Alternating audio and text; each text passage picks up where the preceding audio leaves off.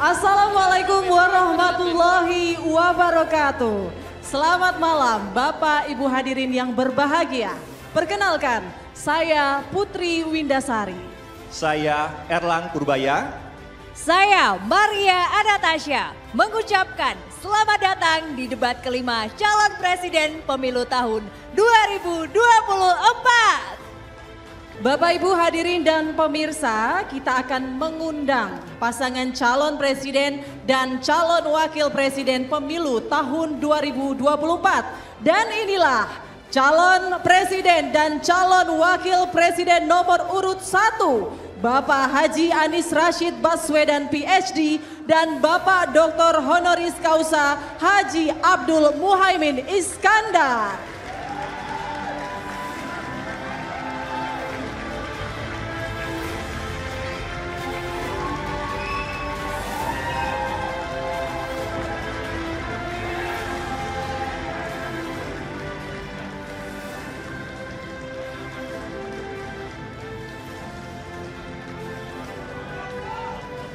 Mohon izin Bapak untuk berkenan menempati tempat duduk. Masih tersegel.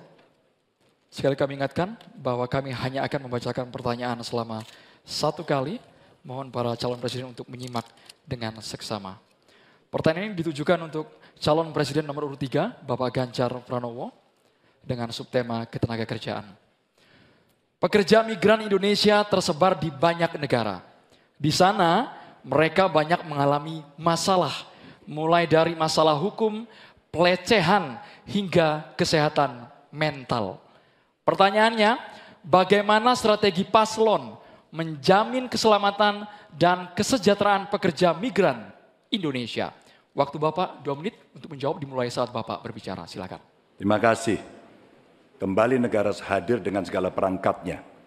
Ada duta besar di sana, BP2MI, ada juga. Kementerian Tenaga Kerja ada, pemerintah daerah ada. Kami mau bercerita pengalaman. Karena kemarin kami komunikasi dengan pekerja migran kita yang di Hong Kong. Kita live bersama dan mereka menuntut apa yang menjadi pertanyaan ini. Pak Ganjar, apa pelindungan yang diberikan kepada kami? Inilah panic button, inilah nomor telepon dan kalian kalau ada masalah telepon ke situ. Kalau tidak, maka ini akan kita tarik di pemerintah tertinggi agar kita bisa mengintervensi. Kenapa ini menjadi penting? Masalah-masalah yang mereka hadapi, satu, mulai mereka berangkat legalitasnya mesti beres. Mulai mereka berangkat kita sudah harus tahu skillnya apa. Mulai mereka berangkat apa yang ada dalam kontrak kerja. Kita pastikan semuanya. Dari kementerian yang ada, lembaga yang ada, itulah kontrol dilakukan. Kenapa saya bicara sampai mesti ada tempat melapor, duta besar yang aktif agar kita bisa melindungi segenap bangsa Indonesia dan seluruh tumpah darah. Warganya dimanapun mesti dilindungi. Dan dari sinilah pengalaman kami pernah membebaskan beberapa pekerja yang bermasalah, baik di Arab Saudi, di Sudan, terus kemudian di Kamboja, yang mereka terindikasi TPPO. Maka ketika kemudian melihat seperti ini, tindakan tegas adalah dari pemimpin tertinggi. Pengalaman saya jadi gubernur. Maka yang saya telepon adalah Menlu, yang saya telepon adalah duta besar, dan bagaimana kita beraksi agar kita bisa menyelesaikan persoalan itu. Komitmen ini tidak terlalu sulit. Ketika data benar, instrumen benar, melakukan dengan cara yang benar, maka seluruh persoalan akan cepat diselesaikan. Waktunya habis Bapak. Sekarang kami berikan kesempatan kepada calon presiden nomor 1, Bapak Anies Baswedan, untuk langsung menanggapi. Terima kasih Pak dengan Ganjar. waktu 1 menit. Meneruskan apa yang tadi disampaikan. Saya berjumpa dengan para pekerja migran di Malaysia, ngobrol dengan mereka permasalahannya. Datang ke desa pekerja migran di Wonosobo, pasti Pak Ganjar juga tahu. Nah, apa yang saya temukan? Memiliki kewenangan di pemerintahan tidak berarti memiliki pengetahuan tentang permasalahan. Yang dimiliki kewenangan, pengetahuan siapa yang tahu? Justru aktivis-aktivis pekerja migran. Jadi kami melihat harus dilibatkan para aktivis pekerja migran, mereka yang tahu lubang-lubang masalah di dalam melindungi pekerja migran. Kita memang betul, kita ingin melindungi sejak pra keberangkatan sampai mereka berada di sana. Tapi di tengah itu banyak sekali lika-liku yang ketika kita berada di birokrasi banyak yang tidak diketahui. Karena itu kami melihat libatkan mereka, lalu negara kolaborasi. Kewenangan dimiliki negara, pengetahuan dimiliki oleh para aktivis itu, kita eksekusi, melindungi dan memastikan mereka bisa hidup bekerja dengan tenang di sana. Waktunya habis. Selanjutnya kami berikan kesempatan kepada Bapak Prabowo Subianto, calon presiden nomor urut 2 untuk menanggapi atas jawaban yang disampaikan oleh Bapak Ganjar Pranowo.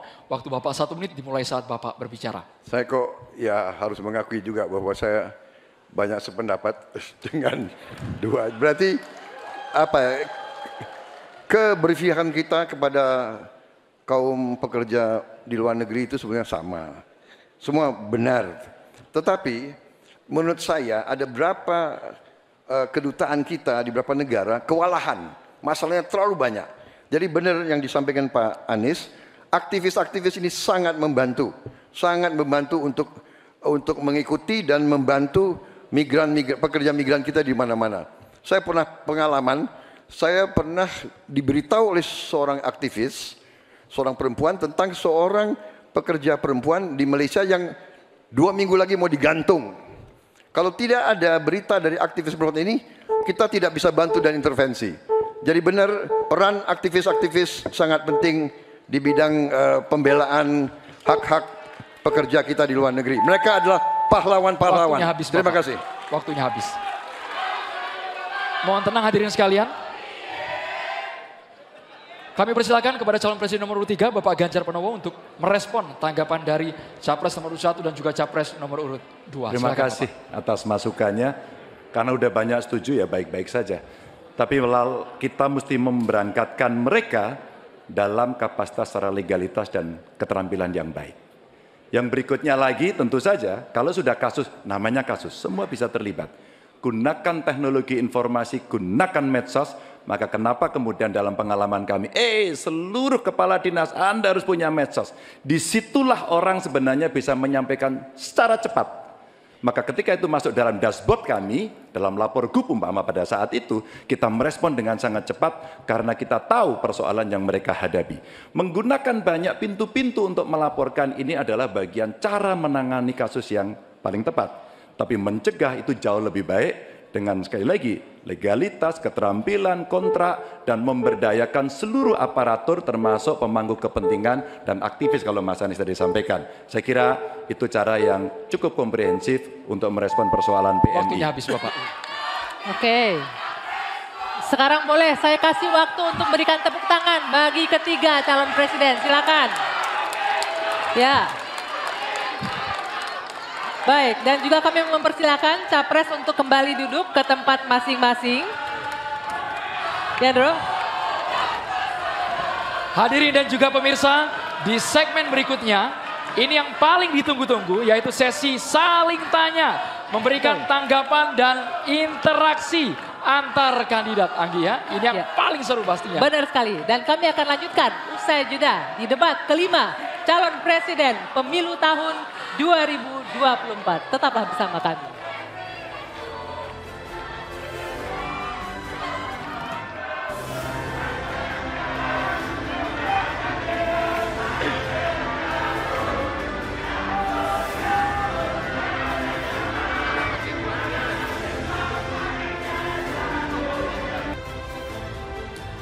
Ya, saya Dwi Anggia dan Andromeda Mercury masih memandu debat kelima calon presiden pemilu tahun 2024. Andro, ini sesi adalah yang paling ditunggu-tunggu, Andro. Karena ini adalah sesi tanya jawab antar capres dan saling menanggapi serta saling berinteraksi. Ini yang paling seru, Dwi Anggia. Kami juga terima kasih kepada para pendukung yang sudah memberikan apresiasi, yang mau bekerja sama menaati tata tertib yang sudah kita sepakati bersama, Anggi ya. Betul. Kita langsung saja undang kembali calon presiden untuk naik ke atas podium, ke atas panggung, menuju ke podium masing-masing. Ya. Kami ingatkan bagi calon presiden, pertanyaan harus sesuai dengan tema pendidikan, kesehatan, ketenaga kerjaan, kebudayaan, teknologi informasi, kesejahteraan sosial, dan inklusi. Dan kami mohon jika ada singkatan atau terminologi asing harus dijelaskan terlebih dahulu.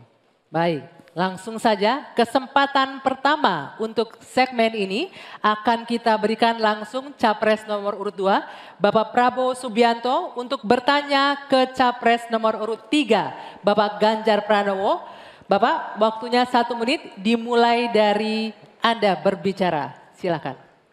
Pak Ganjar, kita mengetahui masalah yang sangat penting dihadapi bangsa kita adalah bahwa banyak sekali anak-anak kita yang kurang gizi, stunting. Saya ingin bertanya apakah Bapak setuju dengan gagasan saya untuk memberi makan bergizi untuk seluruh anak-anak Indonesia untuk mengatasi masalah stunting dan menghilangkan kemiskinan ekstrim dan juga mengurangi angka kematian ibu-ibu pada saat melahirkan. Terima kasih. Masih ada waktunya? Cukup? Cukup, baik. Silakan Pak Ganjar untuk menanggapi pertanyaan dari Pak Prabowo. Waktunya 2 menit, dimulai dari Bapak berbicara. Kalau ngasih makannya kepada anak-anak untuk mencegah stunting, saya sama sekali tidak setuju, Bapak. Karena Bapak terlambat, Pak. Stunting itu ditangani sejak bayi dalam kandungan, Pak. Ibunya yang dikasih gizi. Kalau kemudian gizinya baik, mereka lakukan cek rutin, ya, maka akan ketahuan bahwa dia, ibunya sehat, anaknya pertumbuhannya dilihat. Kalau Bapak ngasih gizi kepada ibu hamil, itu baru setuju Pak saya, Pak. Nah, nanti setelah itu dia akan lahir, ibunya selamat karena diperiksa. Tadi Bapak sampaikan, udah bagus Pak tadi pertama Pak. AKB akan turun, kemudian indeks kita akan bagus, anaknya akan tumbuh. Kalau sudah lahir dan tumbuh, mungkin bukan stunting Pak itu gizi buruk. Kalau gizi buruk Bapak mau memperbaiki boleh.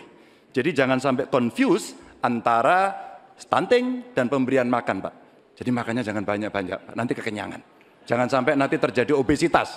Ini lebih bahaya lagi nanti.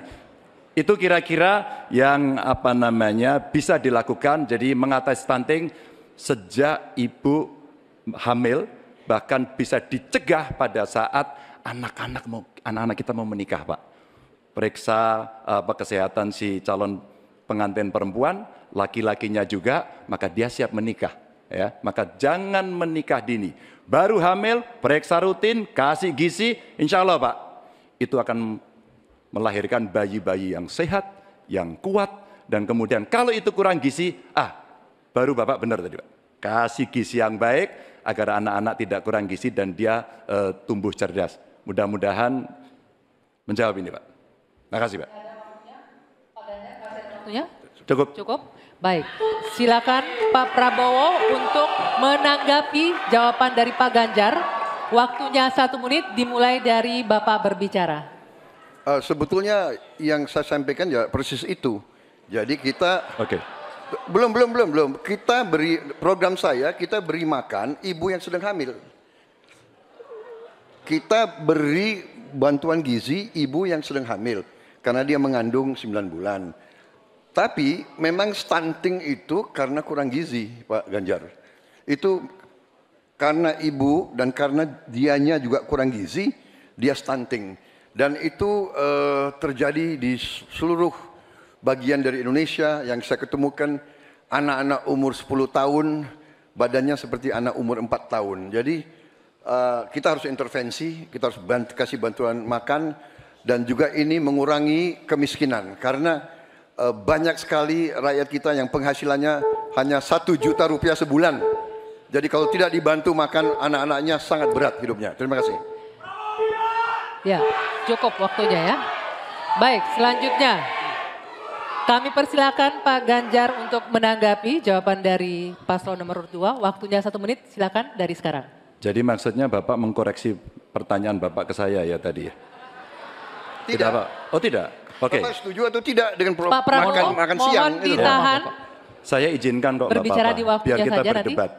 Karena Silakan. beliau tidak mengoreksi, saya ingatkan aja pertanyaannya. Bapak mau kasih makan untuk mencegah stunting buat anak-anak. Terlambat Pak itu.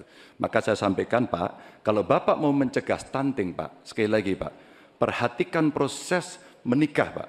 Mulai dari mereka remaja ya. Dan kemudian Bapak mesti lihat Pak, perempuan Indonesia, remaja Indonesia itu sebagian besar anemia Pak. Perhatikan itu dulu. Kalau itu sudah, maka dia menikah, perhatikan usianya. 19 tahun usia hari ini adalah menjadi ukuran di mana mereka akan sehat secara mental dan secara fisik. Kalau itu sudah Pak, diperiksakan semua ke dokter, ke rumah sakit dan rutin, itu akan terjaga dengan gizi yang baik yang ada di sana. Itu pendapat saya. Cukup. Waktunya habis Bapak. Terima kasih. Pak Ganjar. Mohon tenang hadirin sekalian. Sekarang kita ke calon presiden nomor urut 1. Maksud kami nomor urut 3, Bapak Ganjar Pranowo. Bertanya ke calon presiden nomor urut 1, Bapak Anies Baswedan. Waktu Pak Ganjar 1 menit dimulai saat Bapak berbicara. Pak Anies, lagi rame kita mau tanya soal bansos. Karena menurut saya bansos ini adalah kewajiban negara dan rakyat berhak mendapatkannya. Tapi kita punya problem. Karena banyak klaim yang diberikan seolah-olah ini bantuan orang per orang atau kelompok. Padahal kita masih punya. Ada data yang tidak valid, ada cara penyampaian yang tidak benar, ada protes yang kemudian tidak terverifikasi atau terrespon dengan baik. Ini yang menjadi pertanyaan saya kepada Pak Anies adalah, menurut Pak Anies kira-kira, bagaimana tata kelola bansos agar 1, tidak saling klaim, 2, bisa tepat sasaran, 3, tidak menimbulkan kecemburuan-kecemburuan, sehingga inilah satu harapan yang betul-betul bisa diterima oleh rakyat. Silakan. Masih ada waktu Bapak? Cukup. Kami persilakan calon presiden nomor urut 1, Bapak Anies Baswedan, menjawab pertanyaan yang disampaikan oleh calon presiden nomor urut 3, Bapak Ganjar Pranowo. Waktu Bapak Anies 2 menit dimulai saat Bapak berbicara. Ya, terima kasih Pak Ganjar. Pertama, kita harus menyadari bahwa yang disebut sebagai bansos adalah bantuan untuk si penerima, bukan bantuan untuk si pemberi. Karenanya, dia diberikan sesuai dengan kebutuhan si penerima. Kalau penerimanya membutuhkan bulan ini, ya diberi bulan ini. Kalau dibutuhkannya 3 bulan lagi, ya 3 bulan lagi. Tidak usah dirapel semuanya. Oke? Dijadikan sebagai sesuai kebutuhan. Yang nomor 1, yang itulah yang disebut sebagai bansos tanpa pamrih. Kemudian yang kedua, pemberian bansos ini harus tepat sasaran. Artinya diberikan melalui pendataan yang baik, informasi data itu harus akurat, dan mekanisme pemberiannya melalui jalur birokrasi. Bukan dibagikan di pinggir jalan, tapi dibagikan langsung di lokasi menggunakan siapa menggunakan jalur birokrasi. Kemudian yang ketiga, yang tidak kalah penting, ketika kita berbicara tentang bansos ini, harus bansos itu bisa dipastikan mereka yang miskin, prasejahtera itu termasuk di dalamnya. Jangan sampai mereka terlewatkan. Karena itu kami menyusun, ini sebagai bagian dari perubahan, adalah bansos plus. Angkanya ditingkatkan, yang belum masuk masih miskin dimasukkan, dan diberikan bekal pelatihan, pendampingan supaya mereka pelan-pelan bisa mandiri dan hidup lebih sejahtera. Jadi kami melihat ketika sampai kepada bansos, bansos ini adalah atas nama negara. Ketika saya bertugas di Jakarta, semua paket bansos di kerdusnya diberikan label dibiayai APBD DKI Jakarta, bukan dari gubernur, dari uang rakyat lewat APBD DKI Jakarta. Jelas posisinya.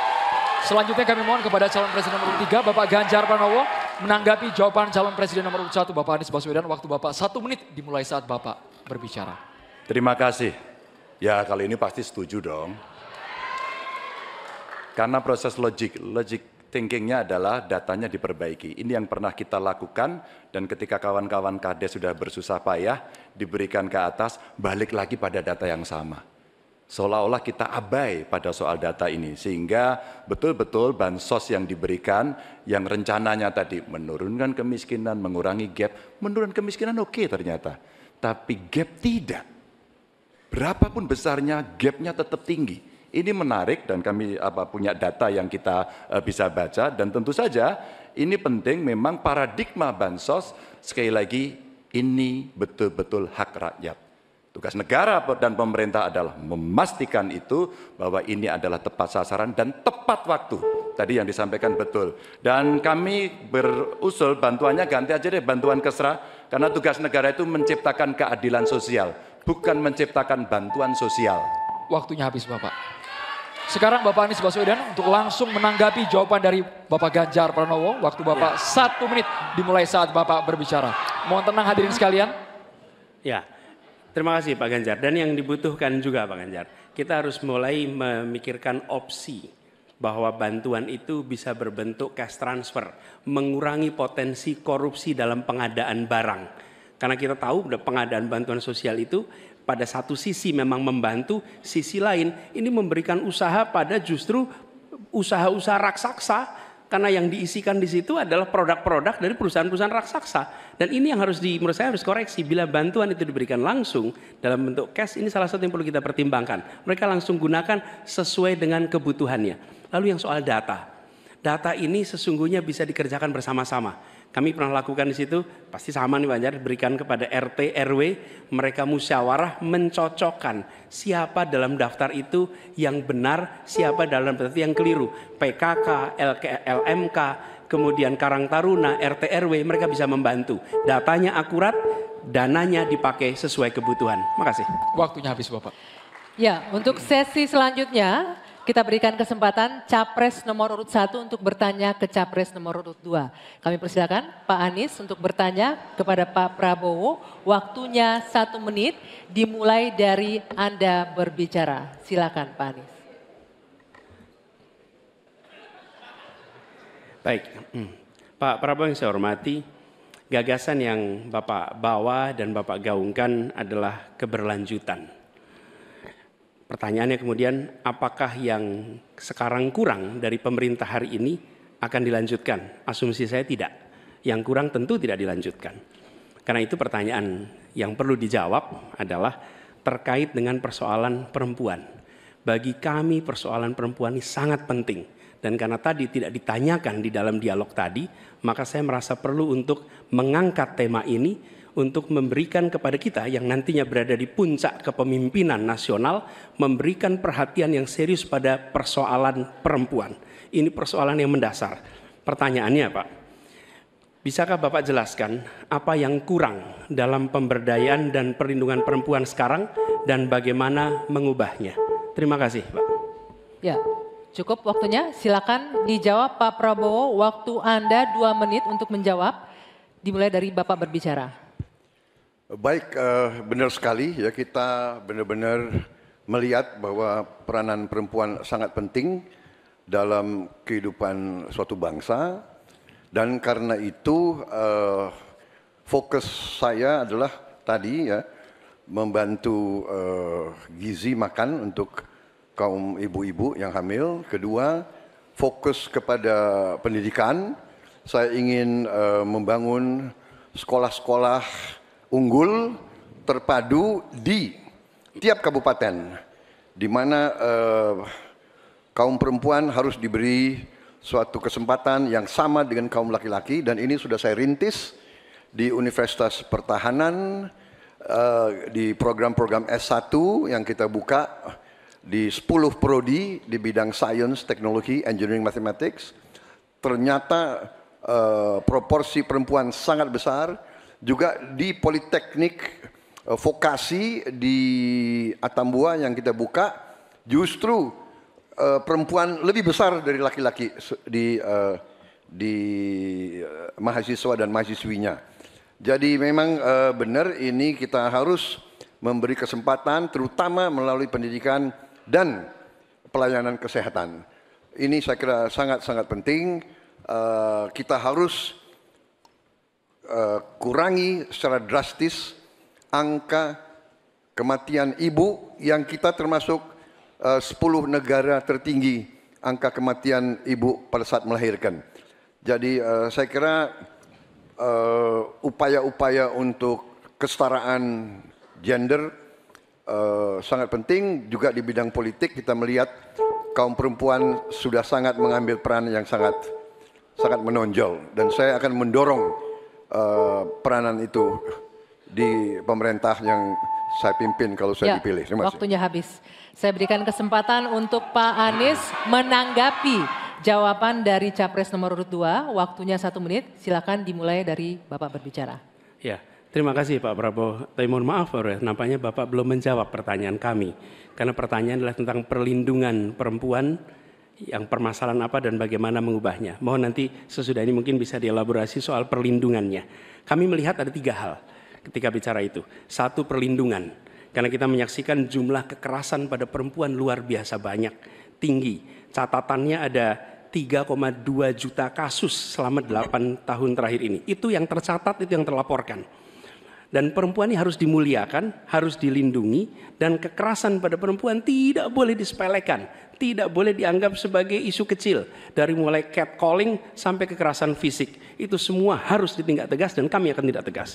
Kemudian yang kedua, kesetaraan. Yang sekarang bekerja dibangunkan daycare, sehingga bagi ibu yang mempunyai anak bisa ada tempatnya. Yang ketiga, kesejahteraan. Perempuan harus punya upah yang setara dengan laki-laki. Itu kira-kira Pak. Terima kasih. Baik, kami berikan kesempatan Pak Prabowo menanggapi respon dari Pak Anies tadi. Waktunya 1 menit, dimulai dari Bapak berbicara. Tadi Pak Anies kurang tegas membicarakan masalah kekerasan terhadap perempuan dan perlindungan. Oh, kita harus tegakkan hukum. Dalam perlindungan masalah-masalah itu kita tegakkan hukum. Dan itu harus kita tegakkan dengan sekeras-kerasnya. Dan itu sudah menurut saya aksiomatis. Tanpa kita berpikir panjang, memang itu kita harus lindungi seluruh rakyat kita, apalagi kaum perempuan dari segala bentuk penindasan, kekerasan, eksploitasi, human trafficking, dan sebagainya. Jadi saya sangat-sangat mendorong penegakan hukum yang sekuat-kuatnya dan bantuan kepada lembaga-lembaga even non pemerintah, NGO-NGO yang bergerak di bidang perlindungan kaum perempuan. Saya sendiri aktif menyelamatkan kaum perempuan yang bekerja di luar negeri dari tindakan-tindakan kekerasan seperti itu. Terima kasih. Baik, terima kasih. Hadirin sekalian, sekarang waktunya Bapak Ibu di sini untuk memberikan apresiasi kepada para calon presiden yang telah memasuki sesi tanya jawab dan saling menanggapi. Kami persilakan Bapak Ibu untuk memberikan apresiasi setinggi-tingginya kepada para calon presiden. Sesi tanya jawab antara calon presiden Anggi masih terus berlanjut. Betul sesaat sekali. lagi ya. Ya, kita akan lanjutkan usai jeda. Tetaplah di debat kelima calon presiden pemilu tahun 2024.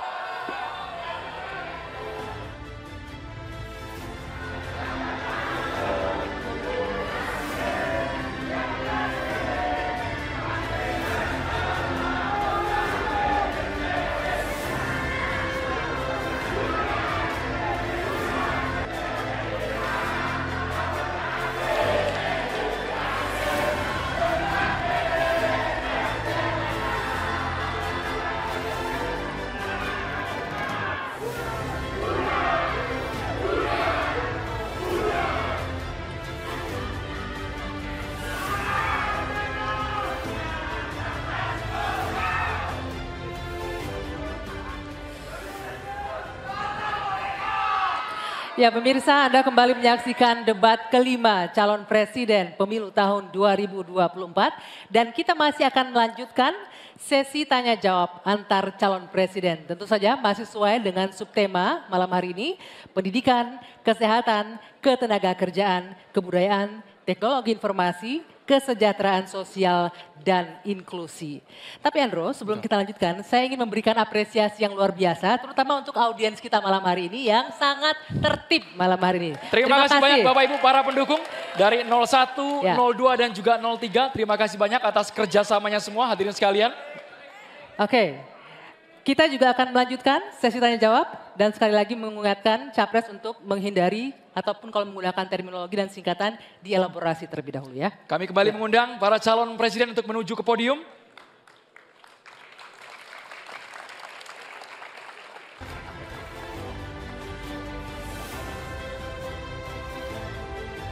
Hadirin sekalian dan juga pemirsa, di awal segmen ini calon presiden nomor urut 3, Bapak Ganjar Pranowo akan memberikan pertanyaan kepada calon presiden nomor urut 2 Bapak Prabowo Subianto. Waktu Bapak Ganjar 1 menit dimulai saat Bapak berbicara. Silakan Pak Ganjar. Pak Prabowo, saya punya program internet gratis untuk sekolahan, untuk UMKM. Tapi ada yang menarik Pak, di Pontianak pada tanggal 20 Januari Bapak menyampaikan bahwa orang yang menginginkan internet gratis itu, maaf ini Pak, otaknya lambat. Padahal biasanya mereka otaknya cemerlang gitu. Di sisi lain ketika Bapak menyampaikan itu, Cawapres Bapak bicara IoT, hilirisasi digital, dan banyak program yang sebenarnya berbau digital. Padahal Pak dengan internet gratis dan coverage-nya bagus ini bisa mengatasi kesenjangan. Data pendidikan, kesehatan, kemiskinan, hampir semuanya ada. Nah ini dari BPS juga sudah menyampaikan Pak bahwa kondisi ketimpangan digital ini sangat tinggi di tempat kita. Pertanyaan saya kepada Pak Prabowo, setuju tidak Bapak untuk memperbaiki ketimpangan digital ini dan bagaimana caranya? Waktunya habis Bapak. Kami persilakan, sebentar Bapak, kami persilakan kepada calon presiden nomor urut 2 Bapak Prabowo Subianto untuk jawab pertanyaan dari Bapak Ganjar Pranowo. Durasinya 2 menit dimulai saat Bapak berbicara. Tidak lengkap yang Bapak dengar ucapan saya. Yang saya katakan adalah yang mana yang lebih penting, internet gratis atau makan gratis untuk orang yang sedang susah, untuk orang miskin, untuk orang kalangan bawah. Itu yang saya maksud.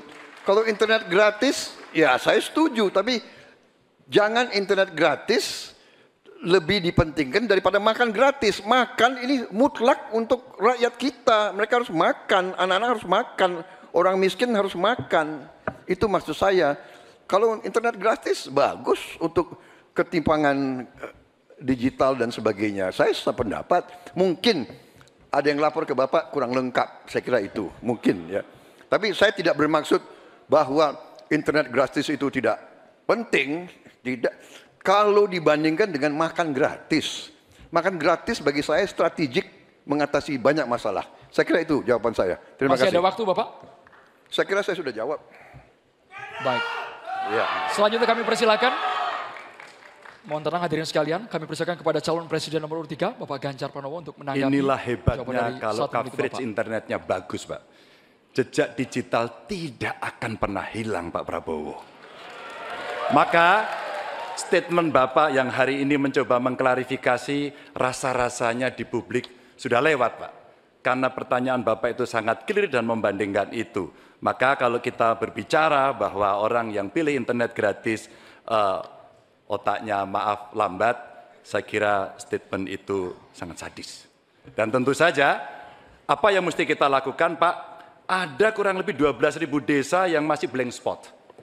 Padahal kita ingin mendigitalisasi banyak hal untuk memberikan fasilitas. Ya pendidikan, ya kesehatan, ya. Dan 2 kementerian ini yang kita siapkan hari ini untuk jadi contoh. Kenapa? Karena relatif datanya lengkap. Kalau kemudian kita ingin membuat negara ini maju jauh lebih cepat. Terima kasih. Kami persilakan kepada Capres nomor 2 Bapak Prabowo untuk menanggapi jawaban dari Bapak Ganjar Pranowo. Waktu Bapak 1 menit dimulai saat berbicara. Maaf Pak Ganjar, saya tegaskan kembali. Dalam konteks internet gratis, kalau dibandingkan dengan makan gratis, mana yang lebih diprioritaskan? Maksud saya adalah makan gratis diprioritaskan. Bukan berarti internet gratis tidak penting. Sama sekali tidak. Saya apabila jadi presiden, saya akan bawa internet gratis ke seluruh desa di seluruh Indonesia. Jelas itu. Tapi makan gratis untuk anak-anak Indonesia dan ibu-ibu hamil itu strategik, itu utama bagi saya. Terima kasih. Masih ada waktu Bapak ingin dimanfaatkan? Cukup? Cukup. Ya, selanjutnya kita akan beralih ke Capres nomor urut 1, Pak Anies Baswedan yang akan bertanya ke Capres nomor urut 3, Pak Ganjar Pranowo. Silakan Pak Anies, pertanyaannya dimulai 1 menit dari Anda berbicara.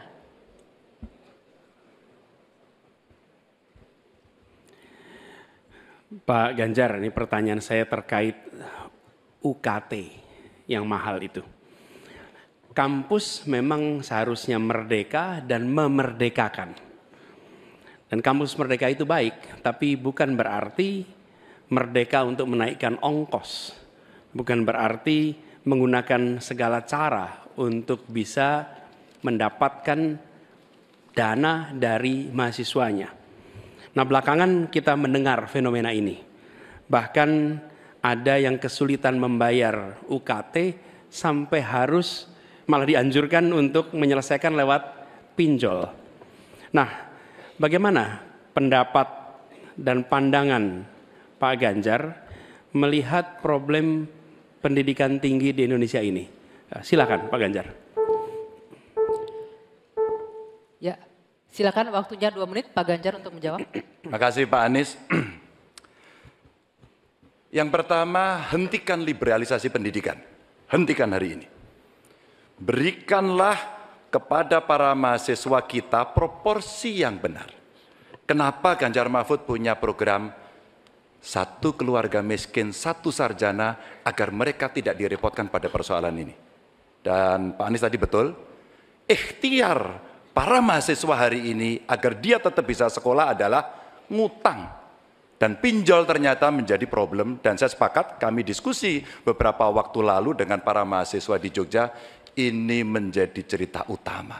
Pak Ganjar, apa kemudian yang bisa kita dapatkan ketika kemudian kita harus memacu diri agar nasib kami jauh lebih baik?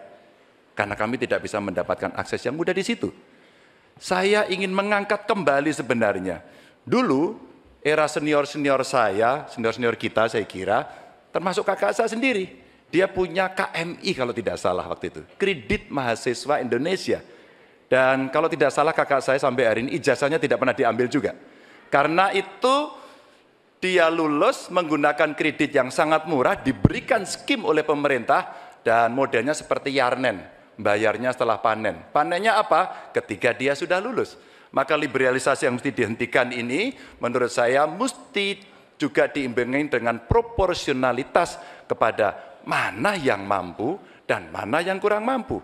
Yang kurang mampu mesti mendapatkan intervensi dari pemerintah, dan tentu saja apa yang mesti dikerjakan oleh perguruan tinggi pun dia harus bisa menunjukkan bahwa UKT ini dengan klaster-klaster pembiayaan seperti ini diperuntukkan untuk kalangan yang memang sesuai dengan strata mereka. Begitu. Cukup? Baik. Saya berikan kesempatan berikutnya untuk Pak Anies menanggapi jawaban dari Capres nomor 3. 1 menit, silakan dimulai dari Anda bicara. Ya, terima kasih. Bagus Pak Ganjar. Kami teruskan.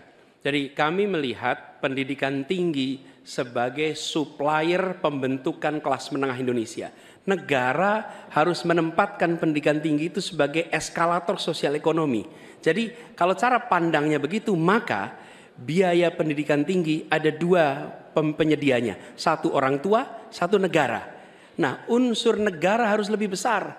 Negara ambil alih biaya itu. Bukan justru malah dibebankan ke universitas. Supaya apa? Dosen, pimpinan universitas bekerja pada pendidikannya, pengajarannya, penelitiannya, pengabdian masyarakat. Biayanya negara yang masuk. Ini sebagai investasi.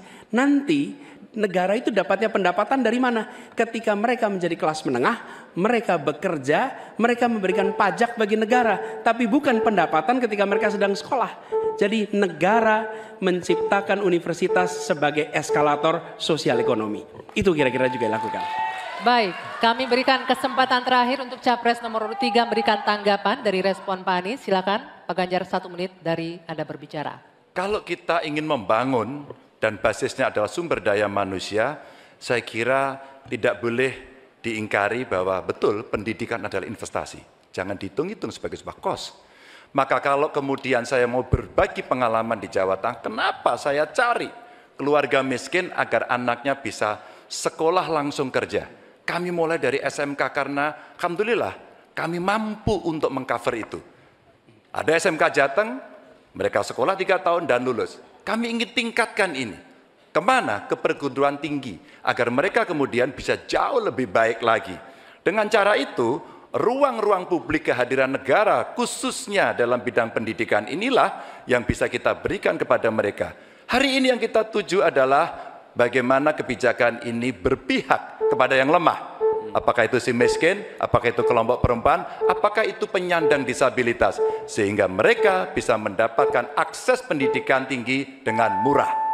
Baik, silakan selanjutnya. Selanjutnya hadirin sekalian, calon presiden nomor urut 2 Bapak Prabowo Subianto, kami persilakan untuk bertanya kepada calon presiden nomor urut 1 Bapak Anies Baswedan.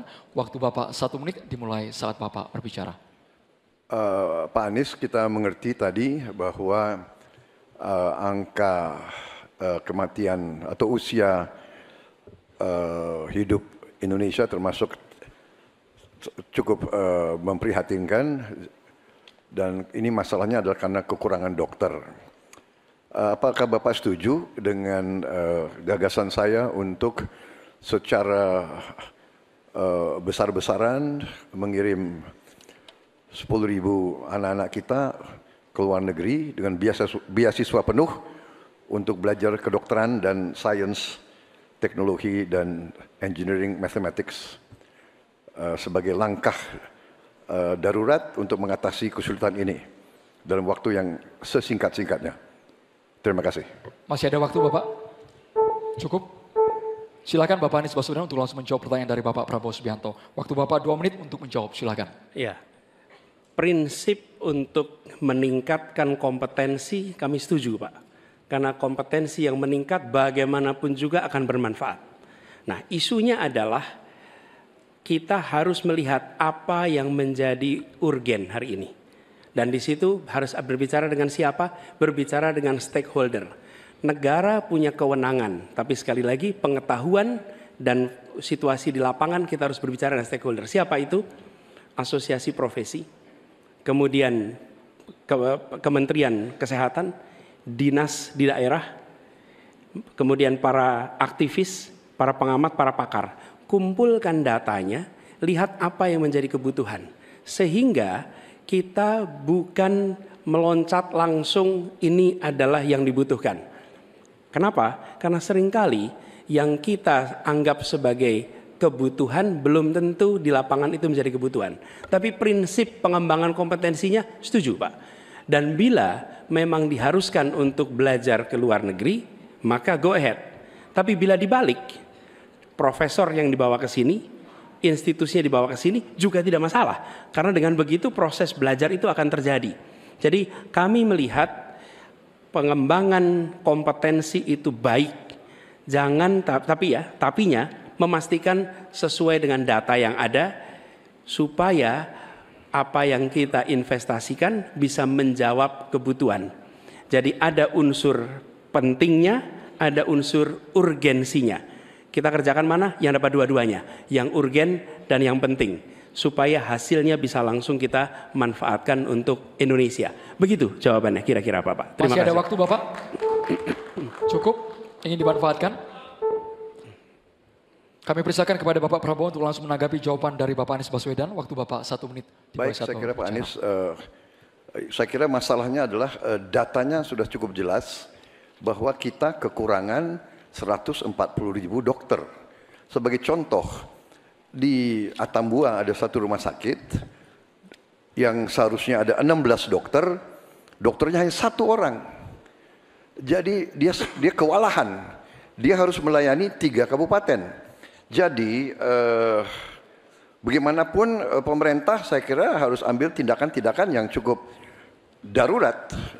Dan untuk itu menurut kami ya kita harus ambil langkah-langkah berani, mengirim sebanyak mungkin. Tapi saya setuju juga mengundang profesor-profesor untuk mengajar di kita. Jadi saya usulkan bahwa dari 92 fakultas kedokteran kita tingkatkan menjadi 300 fakultas kedokteran. Jadi saya kira usul Pak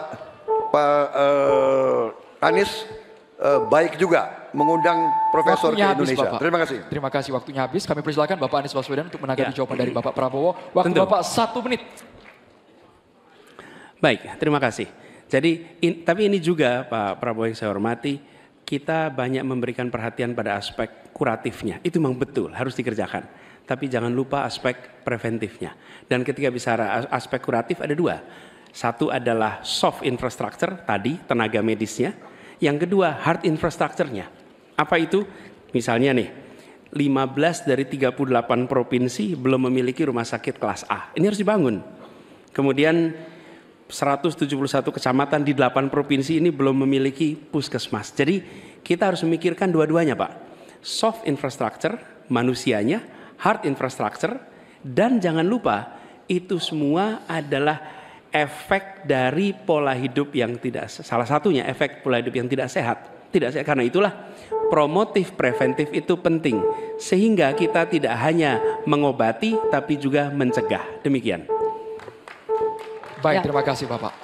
Baik, berakhir sudah sesi tanya jawab antar calon presiden. Kita masih akan lanjutkan lagi, tapi silakan beri tepuk tangan yang meriah dulu untuk sesi tanya jawab 3 calon presiden ini. Oke.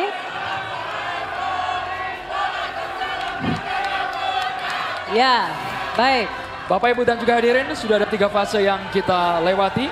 Mulai dari menyampaikan visi, misi, dan program kerja. Kemudian menjawab pertanyaan dari panelis dan berinteraksi satu sama lain. Masih ada 1 sesi lagi. Kita akan mendengarkan bersama pernyataan penutup Ya, dari tapi masing-masing calon itu presiden. nanti. Bu Anggia, ya. Betul, tahan dulu, kami akan kembali di debat kelima calon presiden pemilu tahun 2024.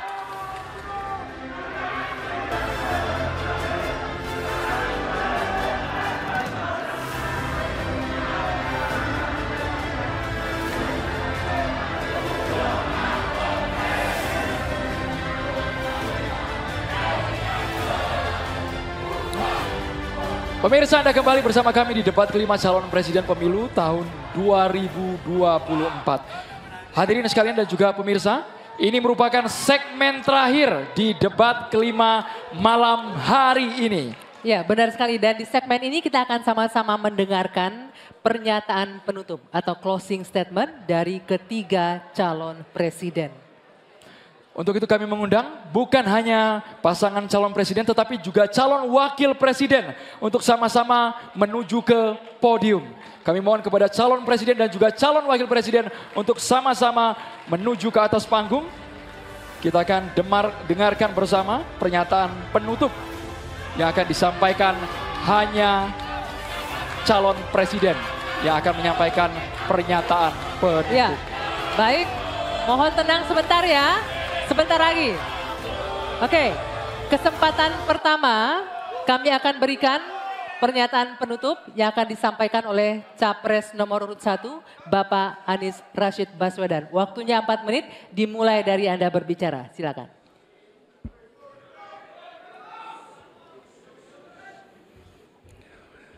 Assalamualaikum warahmatullahi wabarakatuh. Ibu, Bapak, saudara sebangsa yang saya cintai. Selama 1 tahun lebih kami berkeliling Indonesia, berjumpa dengan jutaan rakyat. Mereka datang bukan mengharap bayaran, mereka datang membawa harapan.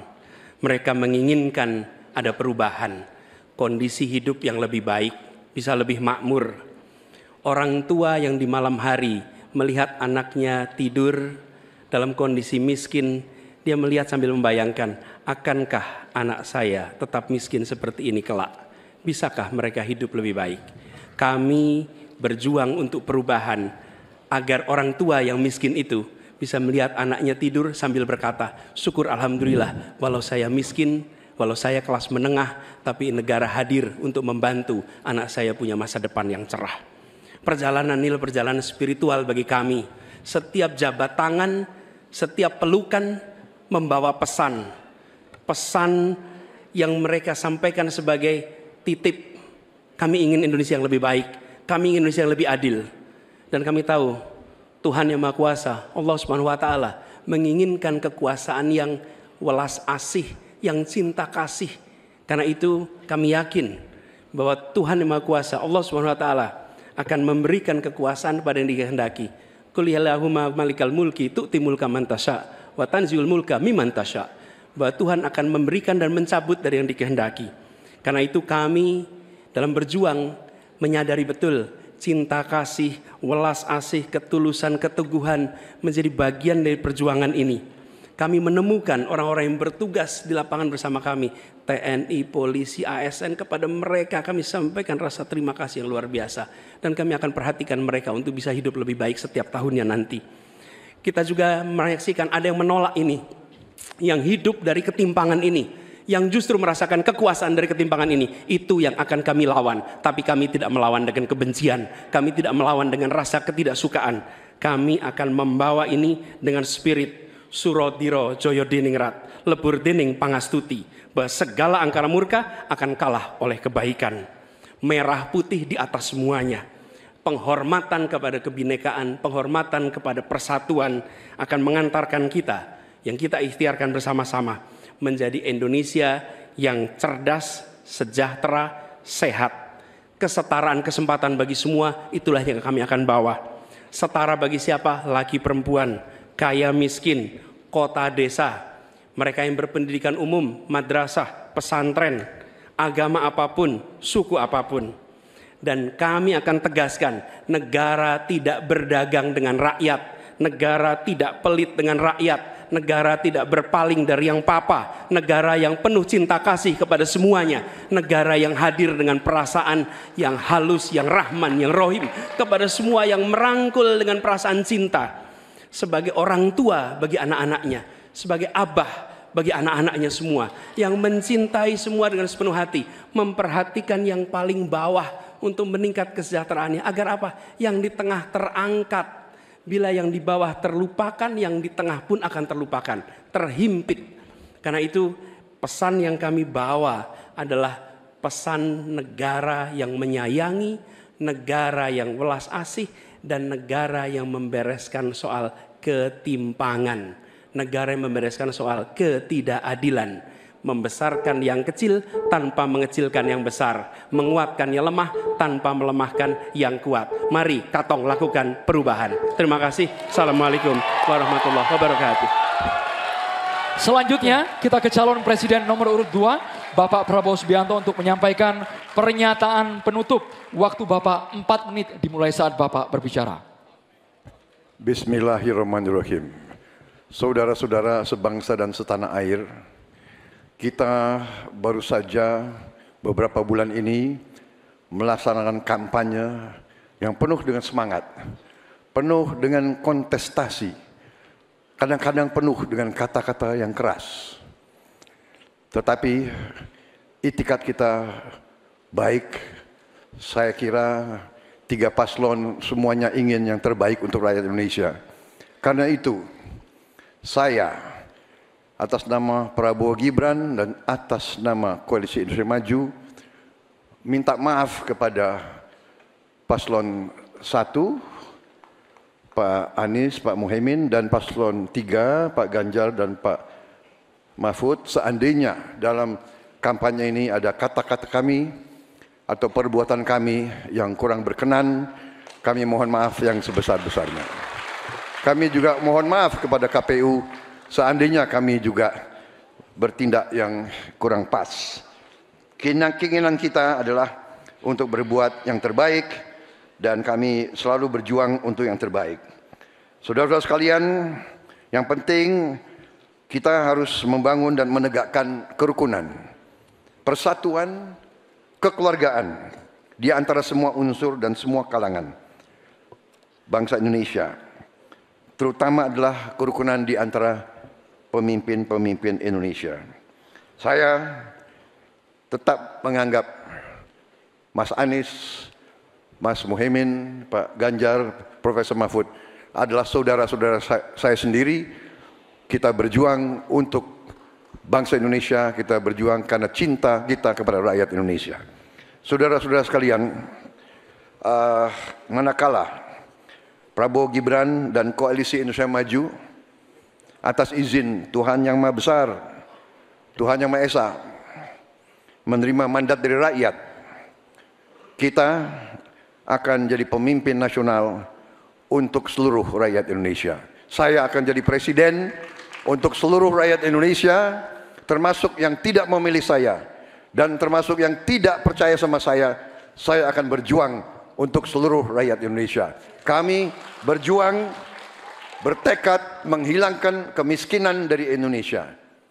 Kami bertekad menghilangkan kelaparan dan kurang gizi bagi rakyat Indonesia. Kami bertekad mengurangi angka kematian ibu-ibu yang sedang melahirkan.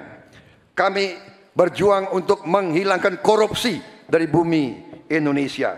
Kami berjuang untuk perdamaian bagi rakyat Indonesia dan bagi bangsa Indonesia. Kami berterima kasih kepada semua pemimpin-pemimpin Indonesia, semua presiden Indonesia, Bung Karno, Pak Harto, Pak Habibie, Gus Dur, Ibu Megawati, Pak SBY, dan Pak Joko Widodo. Mereka adalah putra-putri terbaik bangsa Indonesia. Kami terima kasih kepada mereka telah menjaga republik kita. Sekarang kita menikmati, tidak terlibat dalam pertikaian dengan bangsa-bangsa lain.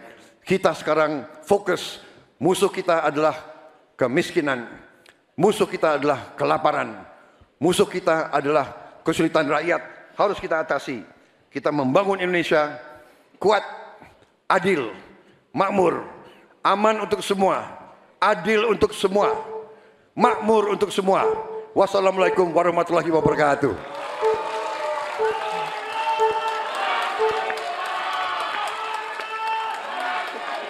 Ya, pernyataan penutup selanjutnya akan disampaikan oleh calon presiden nomor urut 3 kepada Bapak Ganjar Pranowo. Kami persilakan 4 menit waktunya, dimulai dari Anda berbicara. Bapak Ibu yang sangat saya hormati, saya dan Pak Mahfud punya 3 janji. Taat kepada Tuhan, patuh kepada hukum dan keadilan, dan setia kepada rakyat. Kenapa ini harus saya sampaikan? Selama kita berkeliling, kita mendengarkan baik-baik apa yang rakyat sampaikan. Mereka sampaikan, saya catat dalam 3 hal. Yang pertama, bangsa ini sering sekali dikecewakan oleh para pemimpinnya. Kita tidak mau lagi itu terjadi. Mulai dari fasilitas kesehatan yang tidak terpenuhi, mulai dari pendidikan yang tidak inklusif, lapangan kerja yang tidak bisa menjangkau lebih banyak orang, atau barangkali bagaimana 1000 kehidupan pertama untuk mencegah stunting itu mesti betul-betul dilakukan agar bangsa ini punya investasi besar terhadap SDM yang ada di Indonesia. Itu janji yang harus ditepati. Kita tidak boleh lagi membiarkan kekecewaan itu terulang dan kemarahan rakyat kemudian muncul, lalu mereka menjadi apatis. Dan kali ini beri suara Anda kepada calon yang konsisten, yang visioner, yang mampu mendengarkan rakyat, negarawan, reformis, dan tidak punya persoalan. Selanjutnya, kita harus menjaga proses politik demokrasi dengan baik. Kita mesti melawan politik dinasti itu yang didukung oleh mereka yang statementnya sangat terbuka, menguasai 1/3 kekayaan Indonesia. Sungguh-sungguh rakyat merasa terluka karena statement itu. Dan yang mengutamakan kepentingan keluarga menjadi di atas kepentingan segalanya. Hari ini kampus berbicara, masyarakat sipil berbicara, dan kita sedang diingatkan agar trek demokrasi bisa berjalan dengan baik. Dan jangan biarkan KKN subur kembali di Indonesia. Kita mesti tegas untuk menegakkan hukum. 5 tahun yang lalu dalam debat Capres 2019 saya tim kampanye Joko Widodo. Beliau menyampaikan dan kita diingatkan untuk tidak memilih calon yang punya potongan diktator dan otoriter. Dan yang punya rekam jejak pelanggar HAM. Yang punya rekam jejak untuk melakukan kekerasan. Yang punya rekam jejak masalah korupsi. Saya sangat setuju apa yang beliau sampaikan. Agar kriteria ini menjadi pegangan kita semua dalam memilih pemimpin. Dan yang ketiga, saya berjanji bersama Pak Mahfud jika terpilih bersama Pak Mahfud memimpin republik ini, kami tidak akan mengecewakan rakyat. Rakyat merupakan sumber energi kami, ruang-ruang terbuka yang mesti diakomodasi. Mereka adalah detak jantung kami. Mandat rakyat adalah amanah suci buat kami. Dan bismillahirrahmanirrahim, kita mulai sebuah era baru Indonesia, era di mana tidak satu rakyat pun ditinggalkan. No one left behind. Dan kita memasuki era gotong royong menuju Indonesia unggul. Dan terima kasih kepada seluruh rakyat Indonesia yang telah memberikan inspirasi, menitipkan harapan kepada pundak kami berdua untuk memilih nomor 3, Ganjar Mahfud, dan insya Allah Indonesia pasti lebih baik. Terima kasih untuk kawan-kawan partner saya, pasangan nomor 1 dan 2. Kami senang hari ini kita bisa berdiskusi, bisa berdebat, dan kita berada pada posisi yang sama-sama saling menghormati. Terima kasih rakyat untuk Indonesia yang lebih baik. Wassalamualaikum warahmatullahi wabarakatuh. Itulah pernyataan penutup dari masing-masing pasangan calon. Kami mohon kepada ketiga pasangan calon presiden dan juga calon wakil presiden untuk tetap berada di atas panggung. Kami juga mengundang Ketua KPU, anggota KPU, Sekretaris Jenderal KPU untuk menuju ke panggung.